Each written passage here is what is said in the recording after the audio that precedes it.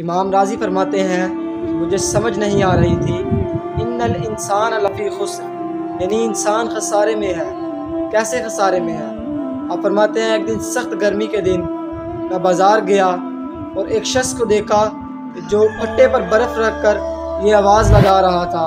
ارحموا من یذوب رأس مالہ، مجھ پر ترس کھاؤ، مجھ پر رحم کھاؤ اور میری برف خرید لو۔ اگر تم نے مجھ سے میرا سودا نہ خریدا تو میرا مال ضائع ہو جائے گا، اور اگر تم نے میرا سودا خرید لیا تو میرے پیسے کھڑے ہو جائیں گے۔ حضور فرماتے ہیں کہ مجھے اس شخص کی اس بات کو سن کر سمجھ آ گئی انسان اپنی سانسوں کو گواتا جا رہا ہے، سانسوں کی برف پگھلتی جا رہی ہے، ہم لمحہ بلمحہ موت کے قریب ہوتے جا رہے ہیں۔ صاحبو، اس سے پہلے کہ ہمارا نام مرحوم رکھ دیا جائے، ہمارے جنازے کا اعلان ہو جائے اور ہمیں لوگ کندھوں پر اٹھا کر منو مٹی تلے دفن کر دیں،